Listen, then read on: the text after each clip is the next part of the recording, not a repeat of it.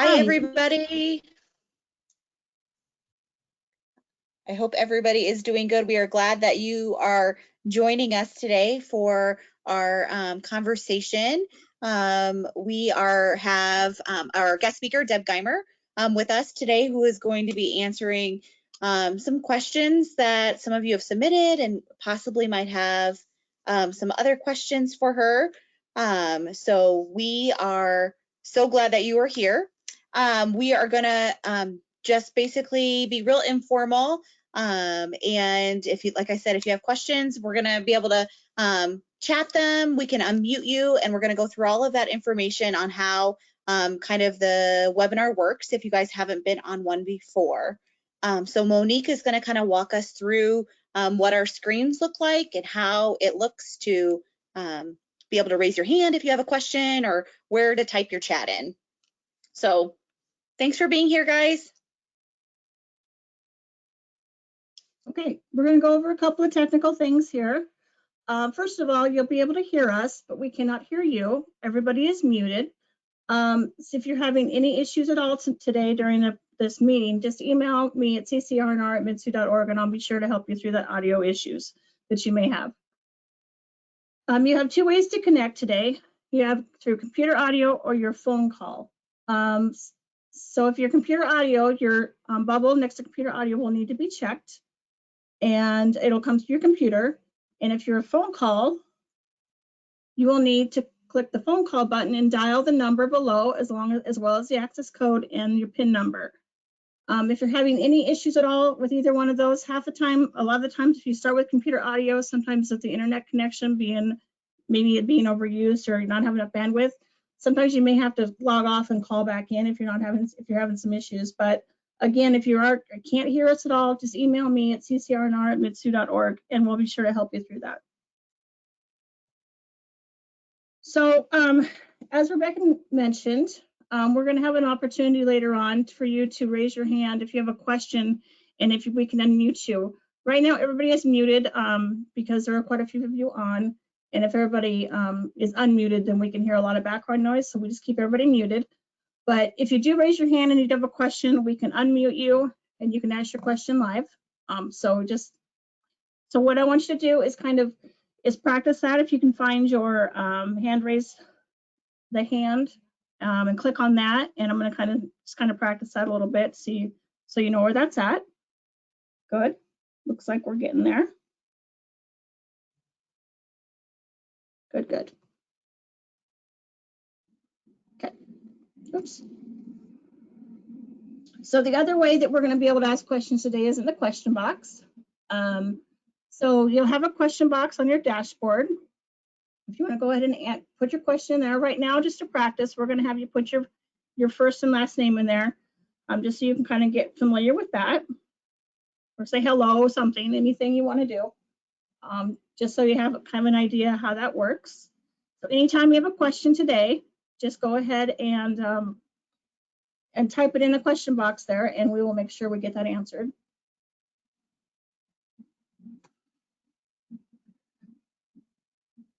Okay, that's it on the technical side. Rebecca, I'll let you take it over from here. Yep, thanks, Monique. I hope everybody feels comfortable with that. Right now, we are just going to, I'm just going to introduce, we have a couple people here behind the scenes with Childcare Resource Referral helping us. My name is Rebecca Hungate, and I'm the Business Development Specialist with Childcare Resource and Referral. And I recognize lots of people's names on here, so glad to see you guys. We have Kim Schrader, who is answering questions in the chat box. So she's over there giving us links and all those kinds of things. You might have seen her welcome in there. So we got her on the team.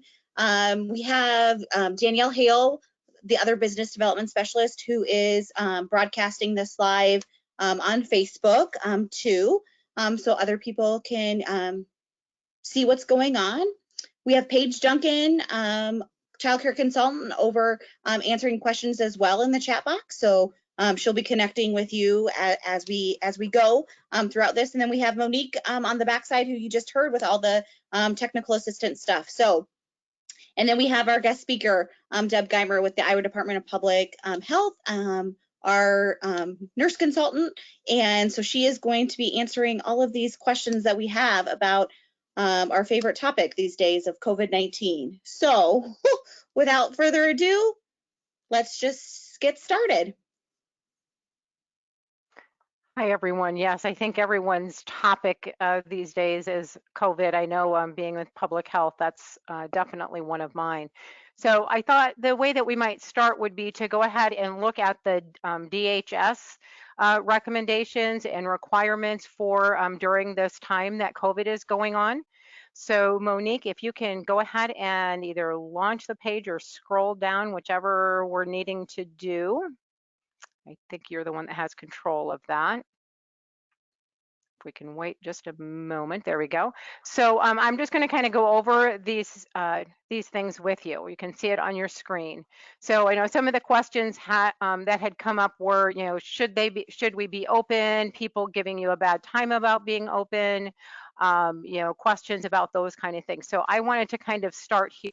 I'm just going to go ahead and read what they have posted here. While not often included with first responders, the service that you provide as childcare providers is critical. And they thank you, and we thank you for your public service. We appreciate childcare providers staying open who can. I know not everyone has been able to do that, but those who have, we really appreciate that, that you're providing that quality, safe childcare to Iowa's children during this critical time. So this updated guidance has been developed in close consultation with Iowa Department of Public Health, and the health and safety of children, families, staff, and child care providers is of the utmost importance. So child care programs, sorry, my mouth apparently isn't functioning well at the minute, provide an essential support for working families. We need to ensure child care for that essential workforce, for those healthcare people, the first responders, critical infrastructures, which include food service workers, grocery store workers, all of those kind of people. Those, if we do not have child care for the people that work in those fields, then we cannot function in those other fields. So childcare truly is an essential service. So I know that was one of the things that had come up, was someone really having a lot of problems with a parent saying that they should not be open. Yes, it would be ideal if every parent had family members, or they themselves could stay home to take care of their children. Definitely, that would be in the perfect world, but that is not where we all live. We do need to do what we can to help make our state be able to function. And you providing childcare and using the strategies that you are given to do so, to make it just be as safe and mitigating those hazards as much as possible, is just critical. And so just truly thank you for that. So we'll go ahead and look a little further down at the mitigation practices that all centers must deploy immediately. And this would, you know, homes need to be, these same practices are important all the way along. So hygiene and cleanliness. So you want to make sure that you're if anyone is sick, that they're staying home. So you're doing your screenings. But this part is talking more about covering coughs and hand washing. So childcare providers are an important part of ensuring that children maintain personal hygiene practices and increase these practices as now. So these are not really, hand hygiene is not something new. That's something that really in your daily practice, in your care, that we've always encouraged you to do. So it's just even more so important now to make sure that, you know, children are truly washing their hands, using soap, under running water, you know, to rinse them, using those single-use towels and foot controlled trash cans, all of those things that we've that have always been in place. So a lot of this truly is things that you've always been doing. So that is the nice part. There are some things that have had to change and you've had to step up a little bit, but it really has not changed everything for you, which has been good. And then number two, it's talking about taking those plush toys out of the childcare setting. So those soft things that you know, can't really be washed well and disinfected, those kind of things, and having the blankets need to be washed daily. And the recommendation is that you are washing your toys daily. So typically most people have lots of toys out because that's what what we tell people to do, because we want children to have lots of opportunities, lots of different things that they can do, to learn and grow and all those kind of things. But it's not possible to wash every toy every day, that you have in your place. It's just not. So the best bet with that is to slim down some of the toys, not have as many currently, take some of them out so that you can wash all of your toys every day, but then switch them out so that they don't have just the same set of blocks or the same every day, but that they still get an opportunity with all of those things, just perhaps not all on the same day, but making sure that you're doing those things. And yes, and so doing all those regular cleaning every day, and then deep cleaning once a week. And that was a question that had kind of come up about that is, deep cleaning, those are the things like, washing it, all of your surfaces. So really even looking at your, carpets, doing those with, appropriate cleaners, to get those. And the surfaces that you want to clean daily are all the ones that get touched lots of, besides just the surfaces you normally think about, which are your, tables and counters and toys and all of those, but making sure that, all of your light switches, your doorknobs, your toilet flush handle, just anything and everything that gets touched, that those are getting cleaned and disinfected or sanitized, whichever is appropriate for them every day. Then looking at the health part here that they talk about. So this is a mandatory, as we see that this is on the DHS page. This is a mandatory one, that temperature screenings on drop off. So when the children come to you, you need to take a temperature screening of them every day. And if they are 100.4 degrees or higher, then they are not allowed in childcare. So they would need to go back home with the parent. Or if they are showing any other signs of illness, having the cough and respiratory things, those kind of things should be, then they should not come into care. And this really isn't an uncommon thing, because I can tell you, I'm working in public health. One of the things here in my local area is I'm screening all of the courthouse staff before they're allowed to go into the building every morning to do their job. So this is not, this is happening across multiple areas, not just in childcare. Then the number 2 point on this is that you are obviously not admitting them if they are ill. And if your staff are ill, they also need to stay home. And if someone in their home is ill, so we're keeping the illness out as much as possible. And that children should stay home if their parent is ill. So if the parent isn't well enough to come, the child has been exposed to that, and the child should also stay home as well. And then, of course, contact their healthcare provider and see what they need to do as far as they go with that. If the child becomes sick while they're in your home, so they start running a fever or start having issues, you want to have an area as separate as you can and keep the other children away. Not, you don't put them upstairs or something like that. You put them where you can still see them and monitor them, but kind of tuck them in a portion of the room, and with a place that they can lay and rest until their parent is able to come and get them. And they should be coming immediately to take them home. And then talk with your staff and parents about travel plans into any affected areas. Currently the Iowa guidance on that is outside of the state of Iowa, that if there is any travel outside of that, then they need to follow the guidance provided. There are, we have talked with state level people about that. Well, what about people that live just on the one part of the state and they cross over into another state for work every day, or those kind of things? That is not considered in that travel outside of the state, even though it is, because that is where the person normally goes, their normal place of work, those kind of things. So yes, a parent can do that, and the child still can come to childcare within that. And then 5, put your infectious disease outbreak into plan into action. So if an outbreak happens, what are you going to do? And following the guidance that is provided on that. Social distancing. Deb? Yes. Sorry to interrupt you. No, please. We do have I a asked you couple to do that, so go right ahead.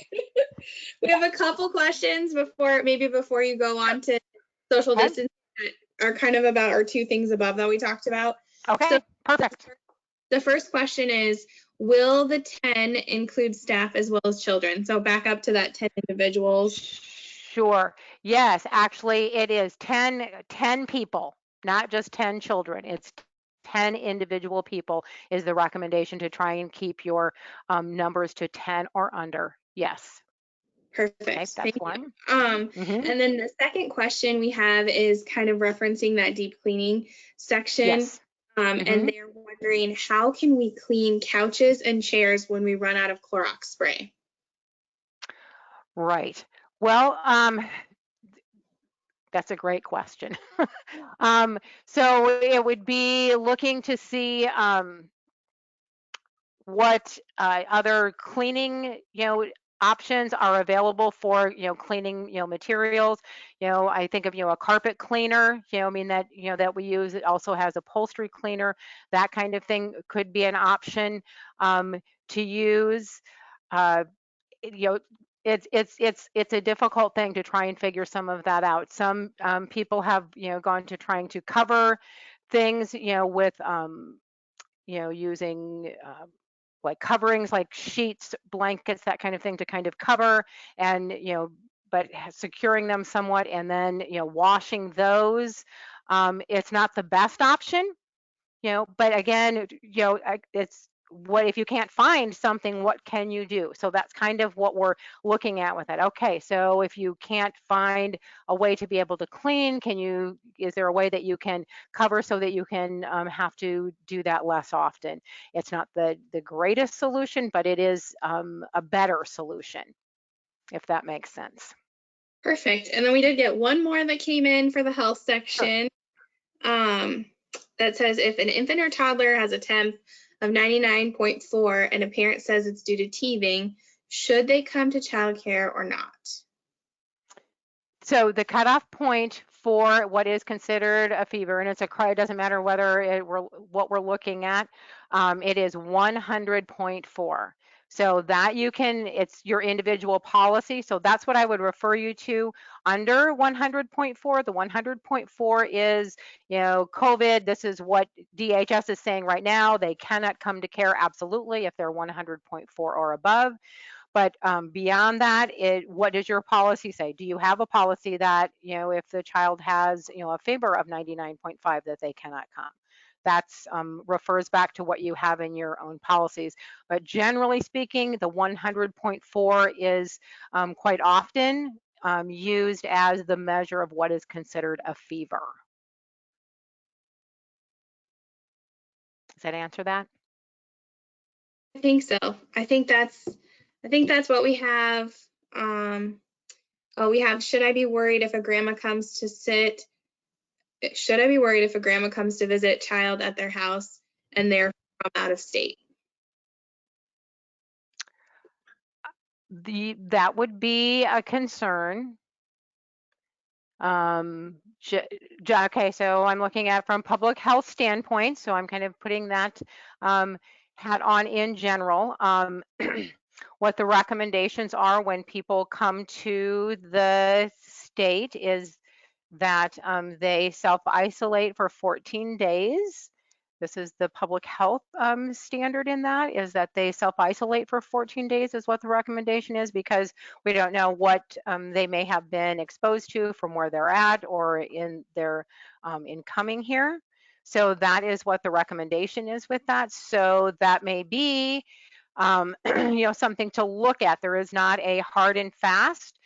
This is what DHS says. This is what IDPH says. This is what has to be. But the recommendation with that would be to look at if someone is traveling from another state and staying then in that home, or being around that child then is exposed to all of those things. So if possible, it might be good to talk to the parent about that. If the grandma is there and staying, could the grandma then keep the child there with her at the home for 14 days while the grandparent self-isolates as well? That would be ideal.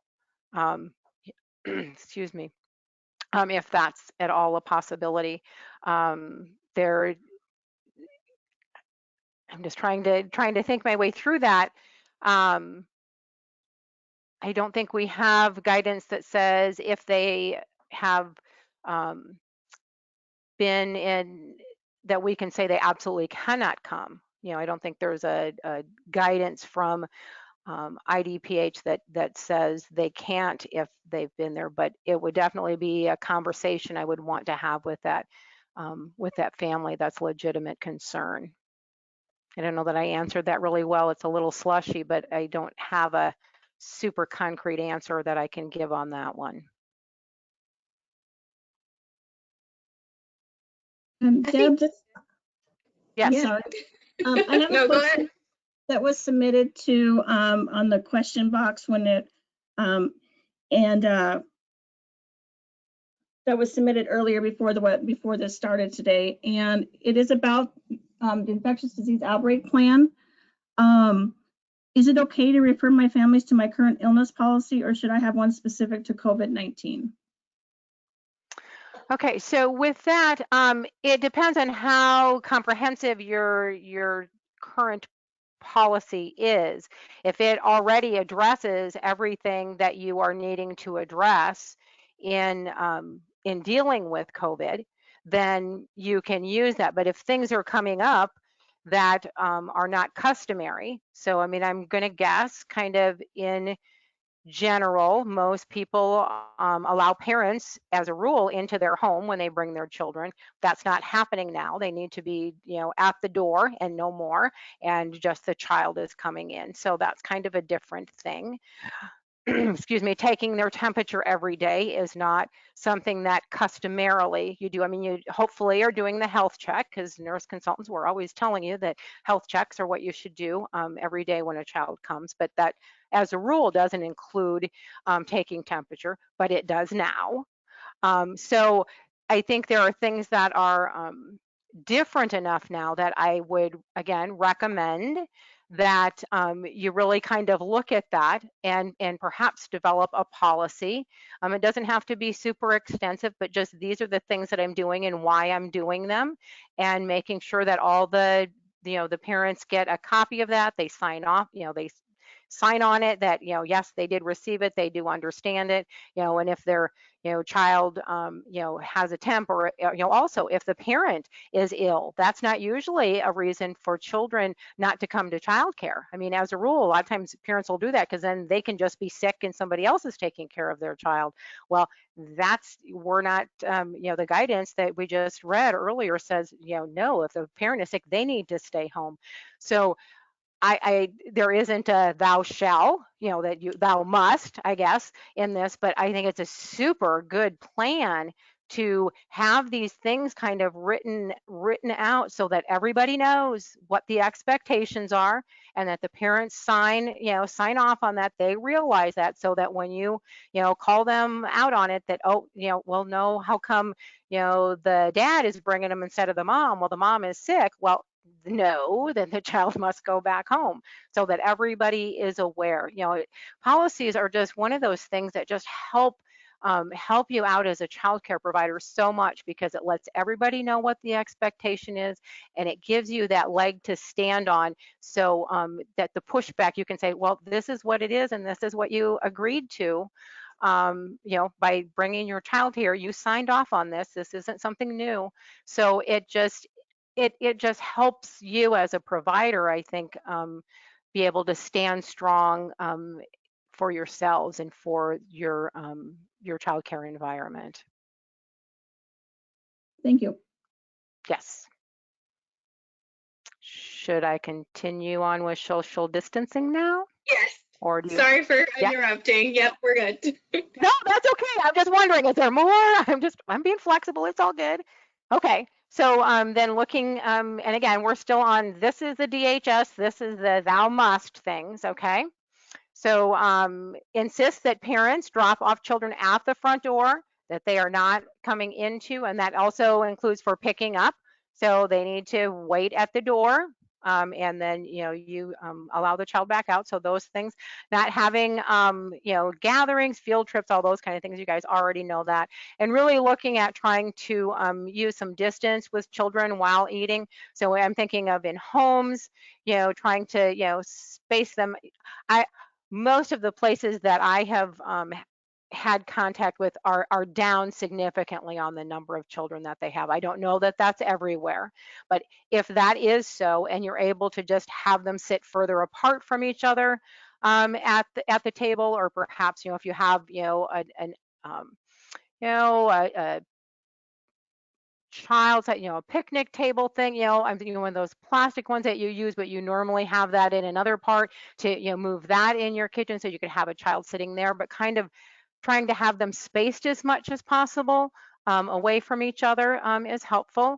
And for like centers who normally maybe go to a joint room to have meals, if you do that staggering when the children are there so that they aren't all in there at the same time, having children eat in their classrooms, if that is an option, so that you're not mixing the groups together. That's kind of one of the big things, is trying to keep in centers, keeping them separate. If the group is these 5 children, that it's those 5 children everywhere, and you don't mix them with this other group of children over here, is a way of trying to help make that happen.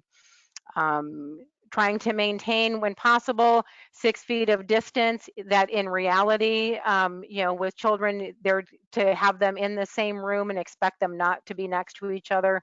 The reality of that is not very real, because it's really difficult.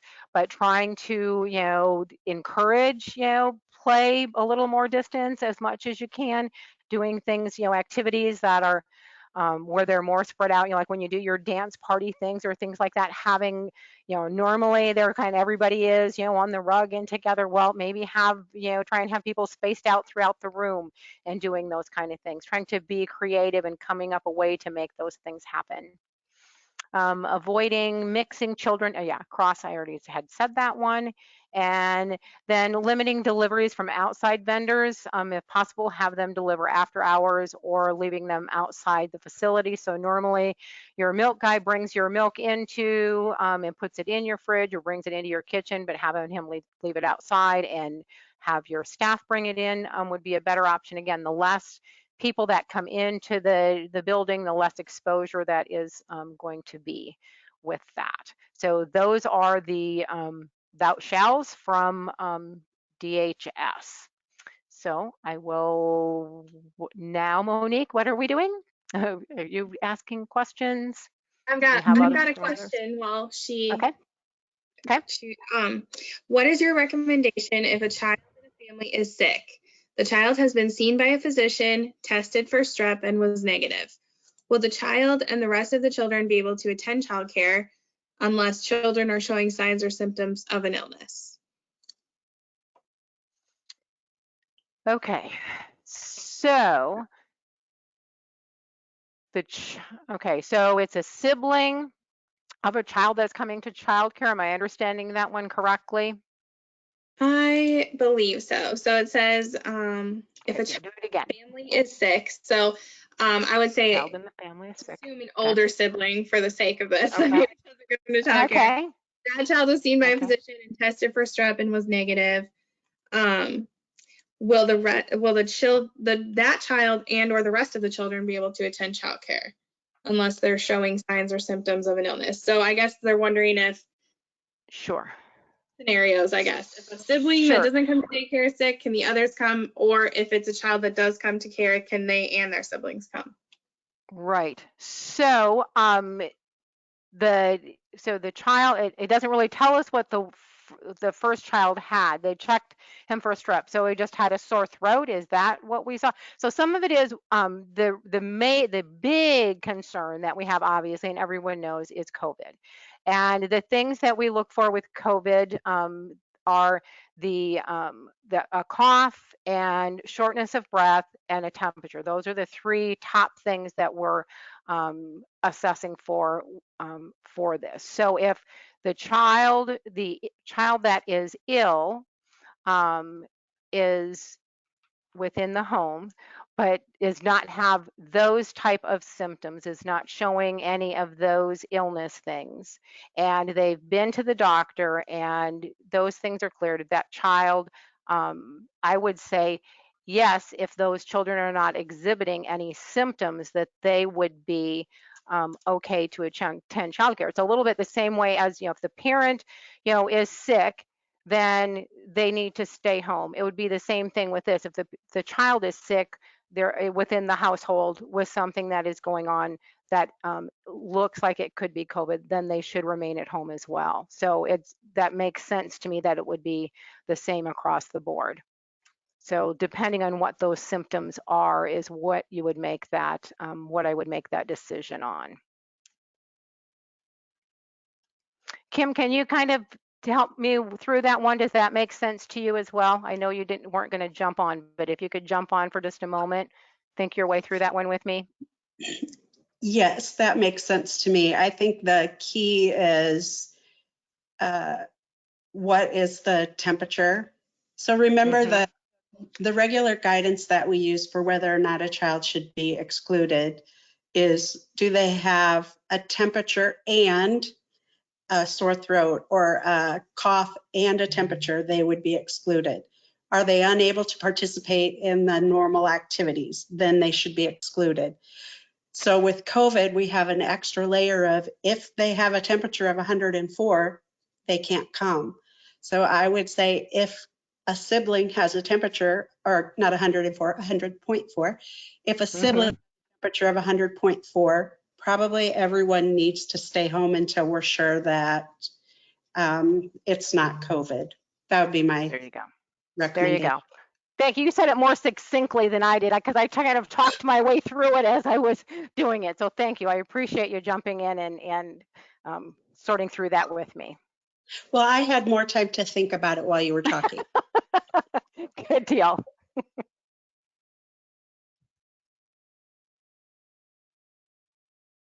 Deb, Okay, we did so have one other question about social distancing.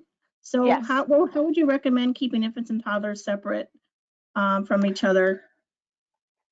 Yeah, that's really one where reality of things, that trying to just have things be interesting, with the things for them to do that are kind of separate from each other as best as you can, you're not really going to be able to keep them away from each other. Trying to really look at the things that we're really concerned about are, I mean, if the child is ill, but also secretions, so making sure they're not sharing mouth toys, because, we all know, I mean, I know you guys normally try really hard to do a good job of making sure if a child puts it in their mouth, then you take it and put it to be clean so no one else can pick it up. But now it is so critical. It's like eagle eye hawk watching. And if it goes into their mouth, that only that child can have it, and then it needs to be put away. So really looking at that piece of things, trying to, not have things maybe available that maybe you generally do. So, generally having, bottles for babies, not children babies, but play babies, is something that you have. But we all know that they stick those bottles in their mouth as well. So maybe not, if you have the hard plastic babies that they can still have, don't put the bottles there so that they're not, as apt to put those in their mouth and share that kind of thing. So just, it's not realistic to, social distancing is not the same with infants and toddlers as it is with others. I mean, normally, excuse me, with infants too, you may put them, on the floor kind of next to each other, because we want them to, to socialize and to, make friendships and those kind of things. Well, right now, you're not going to put them on the floor next to each other. You're going to, try and have them, away from each other so that those things aren't being spread as well. So that's kind of the piece to that. I know another piece that I saw in here, one of the questions was, social distancing also just for, how can you do that as an adult with infants and toddlers? Well, you obviously cannot. They need to be held, they need to be cuddled, they need to be comforted, all of those kind of things, because they don't understand, why are you not wanting to touch me? I mean, that's really a difficult thing. So on Childcare Aware had presented some thoughts on that I thought could be feasible within this is, wearing, long sleeve, shirts and button down shirts. So if they, you get secretions on you, that kind of thing, that you could take that one off and, and put another one on to try and, limit the exposure between, and wearing, I've got long hair as well, wearing a hair, in a ponytail. Mine's long enough, I'd have to braid it to actually keep it out from, because kids get my hair quite often, my grandkids and whatnot, with that. So those are things to kind of keep in mind, so as well.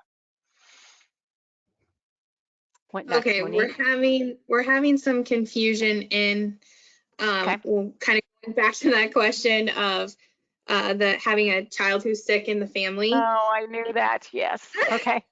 I know that's because it was kind of mushy. I know. So let's go back over it again. Let's make it clear. Not so much. I mean, I think you were Okay. pretty. I think we had a follow-up question maybe. So Okay. Okay. if they are exhibiting symptoms, or if a parent is sick, or if a household member is sick, and you're saying Yes. that they should stay home, Yes. I think the question is how long. So we've had a question of for the 14 days or 72 Gotcha. hours, and I was thinking it was 72 hours fever-free if they've been ill, but I wanted you to just make sure you cleared that up so I didn't give the wrong. Yes. Thank you. So yeah, that is a great question. Yes, and that one I do happen to know because that's a public health one. So it is okay. So there's two layers with that. So if a person is ill, then they need to their symptoms need to be improving, and they need to be fever free for at least 72 hours without any fever reducing medication at all. Okay, so that's the big thing, is fever free for 72 hours is a minimum for that. If they have symptoms and they're getting worse, so let's say they get sick on day one, and they're and they kind of get sick, a little bit sicker, but then they start getting better. It's you have to be at least that minimum of 72 hours fever free before they would be considered allowed back in.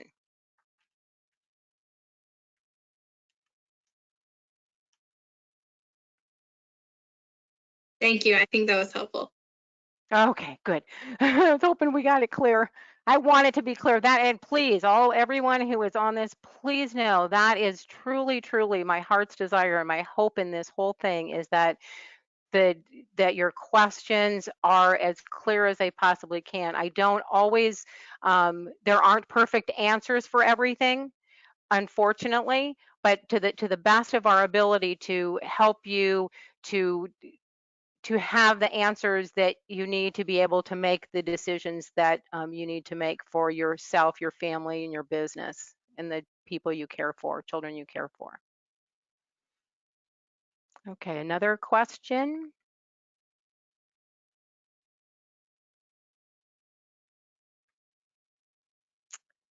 Well, let's see, I can look here. One of the things that I saw when I looked at the questions that we had ahead of time was there was a question about having trouble getting supplies as you're facing empty shelves and things like that. So this is one I don't have a super great answer for, but I have some thoughts of things that you could try. So one is, I know that in some areas, and again, nothing is everywhere. So it's in some areas, providers have had some good luck in contacting their local store that they normally get them things from, that kind of thing, and talking to them, letting them know that they are a child care provider, whether it, you could, give them, show them your registration, your, whatever, so that they, if they question it, you could prove it in that type of fashion, that and that you are an essential service. Again, you can point back to, DHS, the state has said that you are an essential service, and these are the things that you need to be able to meet the needs of the children that you care for in that. And this is what you need, this milk, this, whatever supplies it is that you're needing. And would they be willing to work with you to, maybe, set things back or that kind of thing. So take away some of the limits that maybe they put on for just normal people, a family that might be, people hoarding things, that kind of thing. If they could see that that's not it, your childcare, and this is what you need for, every week or every whatever time frame that you're doing. Some people have had some good luck with that, being able to get supplies along those lines. So I would encourage you to maybe try that, because it is concerning going from multiple places. Yes, you are, exposing yourself, the more places that you go as well. So I can certainly see trying to make arrangements like that. Another person here, a question I see was talking about not having any luck with some of their getting some of their supplies, that they're needing, whether it be cleaning supplies, that kind of thing. Again, this is in some areas. I cannot swear to that it is in every area going to be an option, but there is your local EMA, so your emergency management person. They can get supplies sometimes. They can, and if they are aware of you that you have need, if they're able to, that could be another source. And that I can, a little bit later when I'm not talking, I can try and put that link in so that you'd be able to access that. It's if someone has time to do that, that is doing those things. If you Googled, it's actually with Homeland Security, EMA is what it is, and you would go to that site and then look for the local EMA, and then you would have all the contact information for all of the local ones. Every county has one. So that could be a person, and if we can't get it through while this is going on, I'm sure I can get that information to CCR&R, and they can get it out to you guys if that is a resource that you would like to try to get to. We will put it in the chat. We have that, Deb. You have it? Oh, perfect. Yep, we'll put it in the chat. Nice job, Rebecca. Thank you. Then I see another question here about do people need to use hand sanitizer? No, you do not. Hand washing is best always. Hand washing with soap and running water, always the best option. So you do not need to use hand sanitizer at any time. Children, it's best for everyone, not just children, everyone to wash your hands, but you can, hand sanitizer of greater than 60% alcohol can be used. It's not prohibited for children under 2, but is definitely not recommended, because if you just think your way through that, I don't think it'll take any time at all for you to click it in your head as why that would be a bad idea, because their hands go in their mouths quite often, and so then they're ingesting some of the hand sanitizer. Even if it's dried on their hands, they stick their hands in their mouth, they're still getting it, or they get drool on their hands and getting it. It's not a good idea, if at all possible, to avoid hand sanitizer with those young children. But for everybody, it's best to do that. Let's see. Do I need to disinfect outdoor play equipment? It is recommended, absolutely, that you are disinfecting your outdoor play equipment the same way that you are disinfecting your inside equipment. So your hard surface stuff, you are cleaning it first with soap and water, and then you are disinfecting it with a registered disinfecting solution. The same as always. Let's see here. And Deb, we're getting quite a few questions about masks. Yes, I was asking, okay, I see I'm getting to a lot of those masks. Yeah, I didn't know we were there yet or not. Go on, man. Yeah, I'm looking at them going, okay, yes, I'll jump into that pan and see what we get. Okay. Okay. So this is the scoop on that. The CDC recommends that anytime anyone is out in public that they wear cloth masks, is what the CDC has made recommendations of. Currently, DHS, so your Department of Human Services, and IDPH, Public Health, are looking at that and working on making decisions and giving us further guidance on that. So we have no guidance in thou shalt or thou shalt not. Okay, we have neither of those.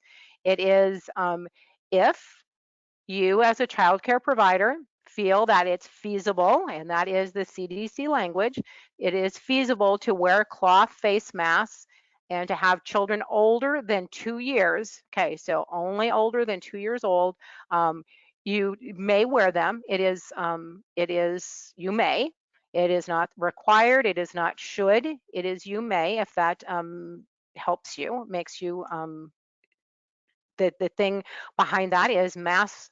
Those kind of masks are not to protect the person wearing them. They're to protect the people, other people around them, because it will keep in some of your things, but it's not enough to say that it's not like the N95 masks or the masks that are being used in the medical community. It's not that same level, so they don't do the same type thing. So it's not, so depending on why people think they are wearing them. I will tell you that in a portion of my job, I work at a local public health as well as the stuff I do for Healthy Childcare Iowa. When we do immunizations, which we're doing very limited, but we are doing some of those. And so when we allow a parent and a child to come in for immunizations, I then am required to wear a mask. That's a part of our policy. And it's one of the cloth ones.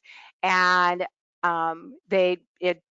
it's okay. It's not a bad thing. And I obviously do that. But some things that you want to keep in mind is they do not stay in place super well, as a rule. So they kind of move and shift around a little bit, so that if you then are going to touch the mask to adjust it because it's kind of shifted, then according to the CDC guidance, then you should wash your hands. Anytime you are touching that face mask, you should be washing your hands, because then that is potentially contaminating your hands, and that is, a large concern. And then you're touching everything because, as you're going about your day. So that is one of the issues. And so you think about that as an adult, you think about that as a child. So that could pose a challenge, I'm thinking, in the childcare. Another thing to consider before you make that decision is they obviously cannot be on all day, because children are going to eat and they're going to drink. And so what do you do with the masks when they're doing those things? There is not clear guidance on that, even from the CDC. That Heidi Hotbed had, tried to, is working to try and get some guidance along those lines, because that is, those are obvious concerns. What do you do with that? So we don't have clear guidance on what you should do with that, where you should put them, and anytime they're touched, you need to wash. So then when you put them back, so there's a lot of washing of hands that need to take place extra with wearing masks, if you think your way through all of that.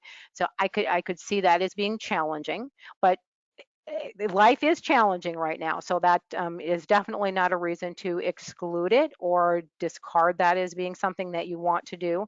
Those were just things that I wanted you to think about before you started using them, and then you're in the midst of that and going, oh no, now what do we do about this?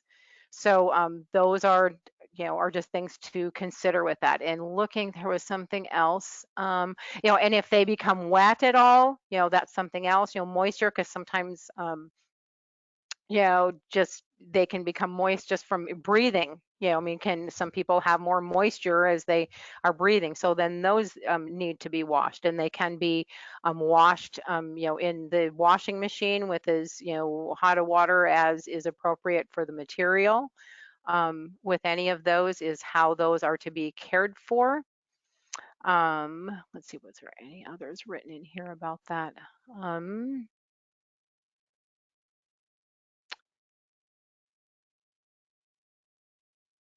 So again, one of the questions is, should we allow children to bring and wear their own masks from home? So all those same things still are the things you want to make sure and work your way through to make the decisions, you know, of how are we going to handle all of these things before we make the decision to allow them or to not allow them.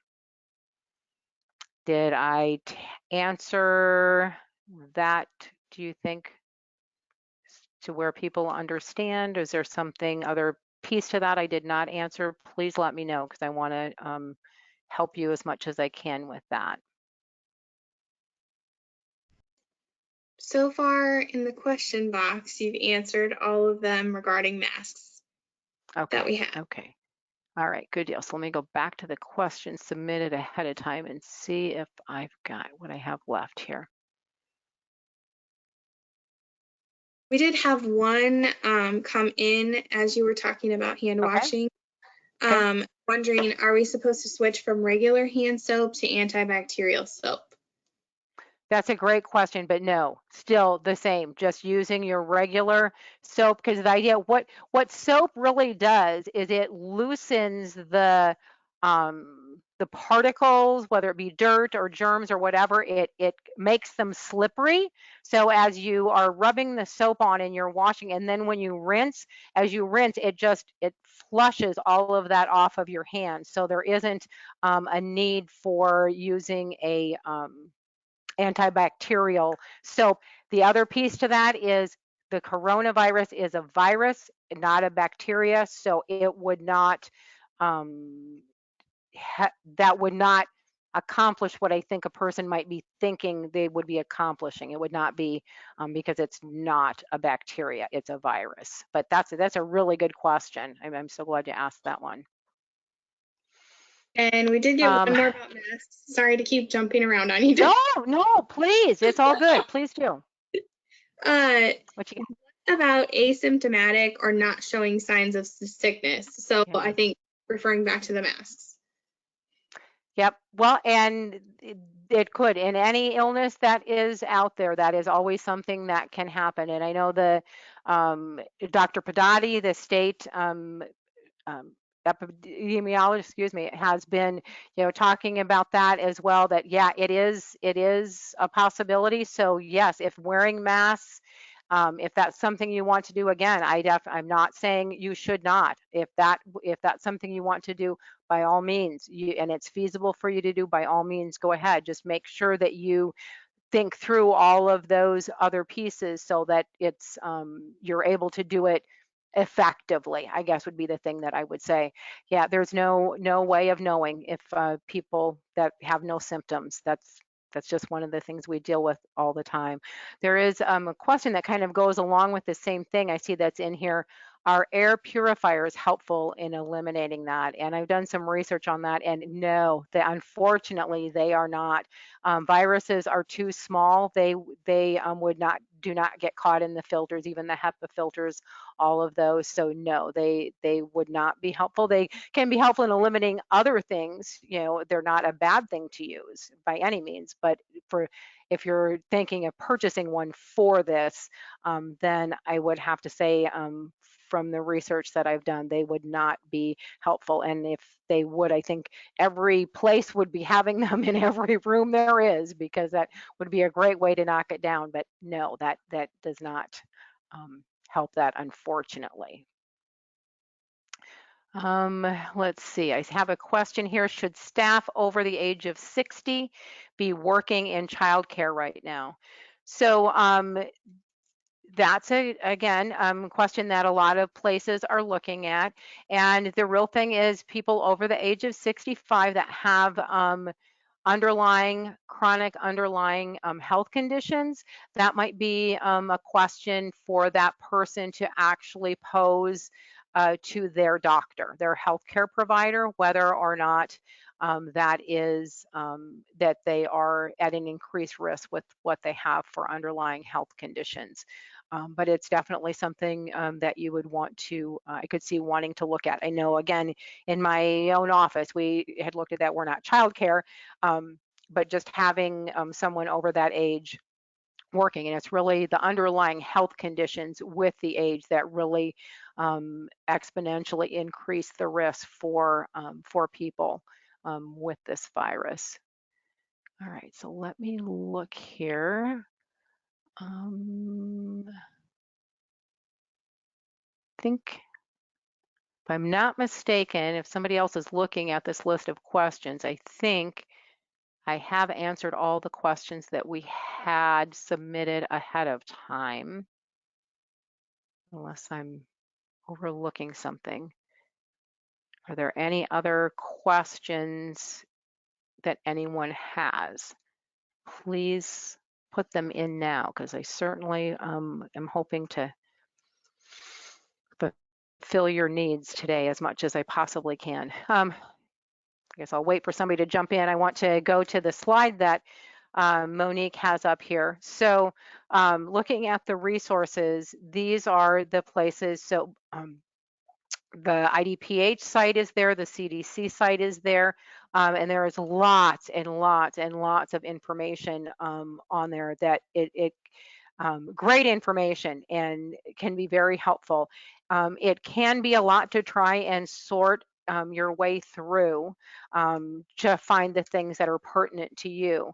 So the thing that Heidi Hotvet did, the lead childcare nurse consultant on the Healthy Childcare Iowa site, she has, if you go to the Healthy Childcare Iowa site and you go to the printed products, go down to that, then oh, perfect. Yeah, scroll down to the COVID-19 right here that Monique just put up for us.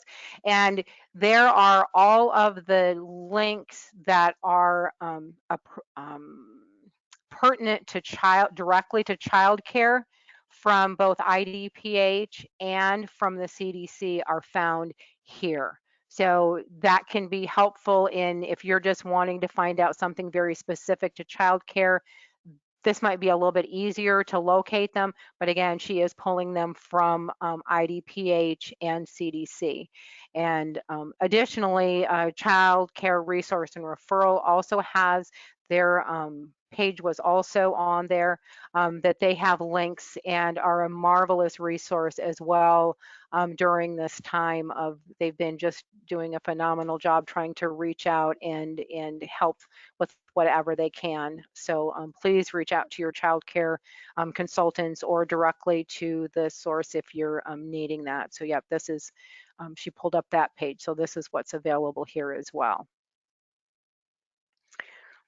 So I think with that, unless someone has more questions that aren't being said out loud to me, I want to thank each and every one of you, for myself, or everyone else, but for myself, that you've taken the time to jump on here. And I truly hope that I've been able to be helpful in clearing up some of the confusion you might have had, because I understand it is a challenge to wade your way through and try and figure out what the best guidance for you to do. So I appreciate it, and I hope I've been able to be helpful to you.